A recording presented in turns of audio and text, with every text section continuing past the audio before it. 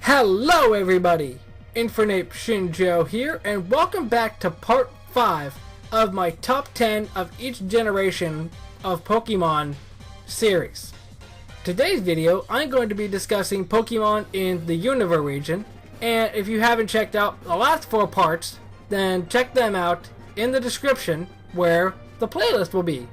But needless to say, today's video is going to be super controversial, because in the Gen 5 games, Game Freak decided to abandon all other previous Pokemon for the time being and start over with a brand new slate of Pokemon.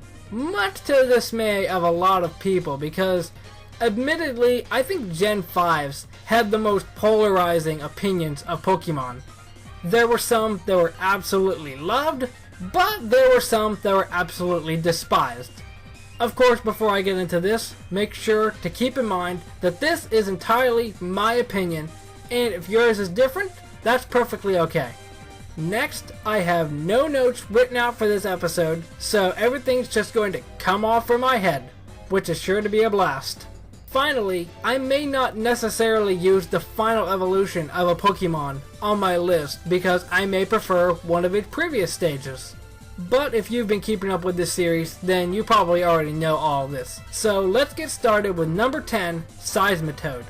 And really, the only thing I can say about Seismitoad is I like that battle in the One Don George tournament where Stefan's Sock faced off against that Seismitoad, and then the rain came in and then Seismitoad just flew at blistering speed and attacked Sock.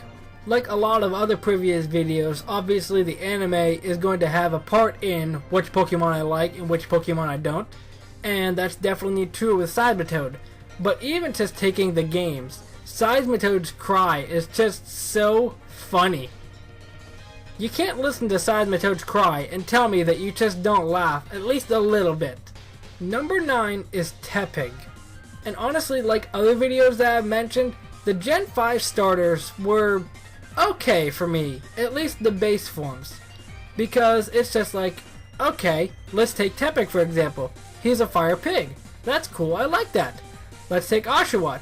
Okay, his attitude in the anime is kind of weird, but that's cool as well.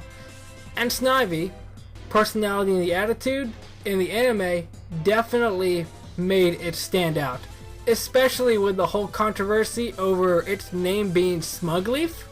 But we're talking about Tepig here, and I really like Tepig's design. Even the idea of a fire pig, which basically means that he can literally make himself bacon, which is kind of morbid to think about, but it's not entirely out of the question. And the other reason that Tepig is on my list is I honestly feel a little bad for it. I don't hate Pignite and Embor's designs, but I just feel like they could have done something a little bit better with them. As a matter of fact, I just finished watching a video series of Patters playing through a game that is fan-made called Subnoodle. In there, there's a different storyline, different typings, and Embor is actually fire ground, which I feel like they really should have done for Embor, because pigs play in the mud, it makes sense to make Embor fire ground. I just feel so bad for Tepig because I feel like they could have done something just a little bit better with its evolutions. Number 8 is Vanillite. And just to start, yes, I might be putting this on the list just to trigger people, but I might not be. You decide. I honestly never understood why people were so upset at the Gen 5 inanimate object Pokemon like Vanillite and Trubbish, because it's not like we haven't had Pokemon like that before. Poison type based off of some form of pollution, we've had that with Coughing and Grimer. And an animate object Pokemon that floats, we've had that with Magnemite. Now, I'm not really trying to say that Gen 5's designs are equal to Gen 1's designs, but it's pretty clear that Gen 5 was really trying to piggyback off of Gen 1's success.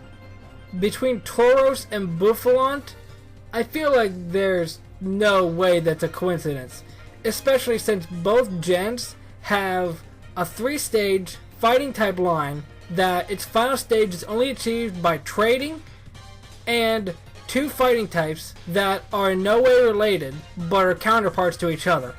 And I'm sure there's way more similarities that have been pointed out already that I just can't think of, but you can't ignore that. But I've never really understood the hate for Vanillite. Honestly, Vanillite is just adorable.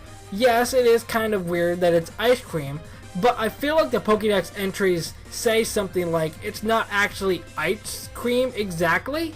Plus, if you would have an inanimate object Pokemon, what would you rather have? A pile of sludge following you around, or an ice cream cone? I take the ice cream cone following me around.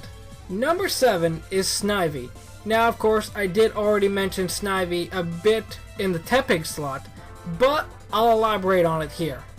I think Snivy by far is my favorite Generation 5 starter, which might not be saying much since it's only at number 7, but even so, I just love Snivy's whole evolutionary line. Servine is a bit weird, but I've come to expect that with middle stage starter lines. I just love how Snivy's design is so simple yet kind of complex and cool at the same time. And like I said already, its personality that Ash has had in the anime, I just really enjoyed it, and I wish it got more development in the anime. I mean, we didn't even get to find out who Snivy's original trainer was, and it was foreshadowed in its debut episode. Number 6 is Escavalier, and Escavalier is just cool. I like its design, I like how it has little lances on its side, and I just like how when it attacks, you can just imagine it just running up to somebody ready for a joust. Of course, it probably won't be running that fast since it only has a base speed of 20, I think? Plus, in Gen 5, I like how they incorporated different Pokemon able to evolve when they're traded with each other. And I'm not sure if they entirely intended for this to happen, but their final stages, Excelgor and Escavalier, kind of remind me in the sense of a ninja versus a knight, which I'm not sure if that's a fair comparison, but that's at least how it is in my mind. Number 5 is Golurk. And there's a story with why this one's on the list. Back when my brother and I were younger, we did our own little Yu-Gi-Oh series where we had our own cards and sometimes made our own characters, sometimes taking some from the Pokemon anime and Yu-Gi-Oh anime and having them meet. And for some reason, one of my ideas was to make Golurk and Golett be like emissaries from the Shadow Realm or something like that. And that's why I like Golurk so much. But even just taking that aside, Golurk's design looks so cool. And the fact that it's like an ancient helper for people, that's just cool. I might have to read up on Golurk's lore because I'm not entirely sure how it works. Number 4 is Girder.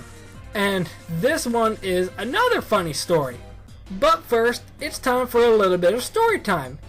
You see, kids, back when Shinjo was in high school and Gen 5 was in full swing, I decided to develop and use my talents to make YouTube poops. I am not even lying with you right there. I didn't make them and post them to YouTube, but I posted them to my Facebook.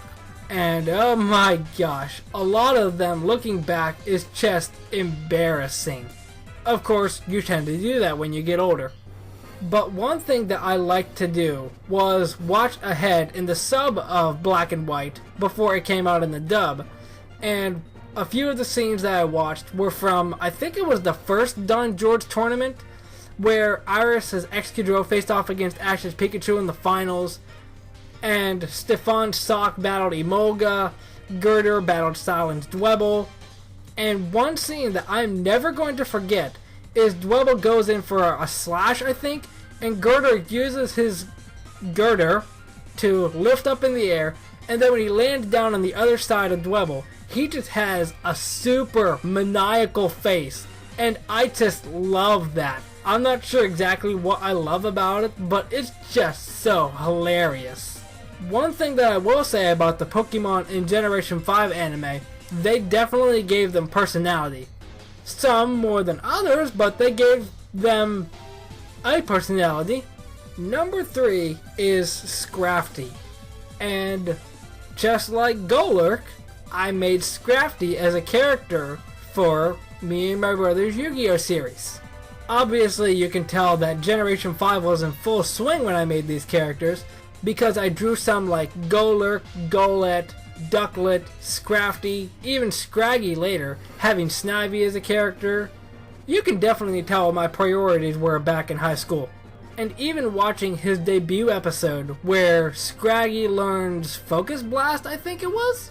For some reason, at that moment, I decided to draw Scrafty for my series. And because I'm sure that you definitely asked, I will gladly share what my Scrafty sounded like in our series. Hey everybody, my name's Scrafty. Yeah, I know this voice probably doesn't fit a Scrafty as much as it should, but that's what my voice is.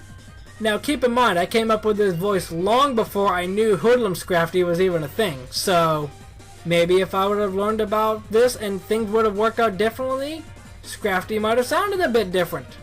Number 2 is Sock. And yes, I mentioned Sock at least 2 more times before, but yeah, I love Sock. The thing that I love about him so much is when he close combated Imoga's hearts away, and the fact that he was voiced by the same person that voices Goku in the dub of Pokemon. I don't really know how you can ask for anything more. And of course, Sock is a fighting type.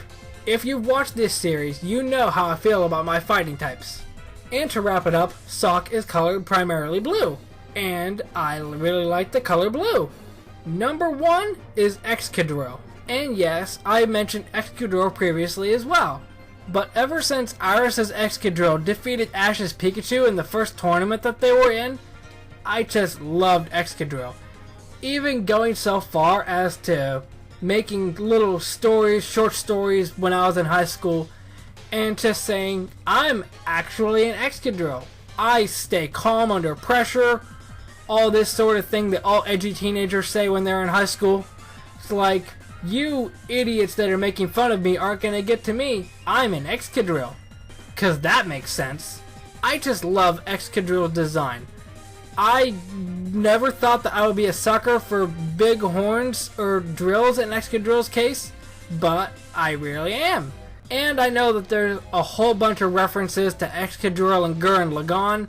I only watched the first episode of Gurren Lagann, never really got into it personally. If it's good, let me know. But that is going to do it for this list. Of course, as you've probably seen watching this whole video, my picks for this were way more inspired by the anime, because I don't think I've ever completely finished a Gen 5 game. Mainly because the level curve is just too steep and grinding is a pain because it's so slow. But I hope you enjoyed regardless, and if you did, hit that like button down below and subscribe so you don't miss the next 2 parts.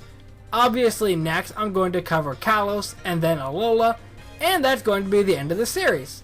So make sure to stay tuned for that, and until then, Momentai. 365日分の学びをカバンに詰め込んでいつもみたい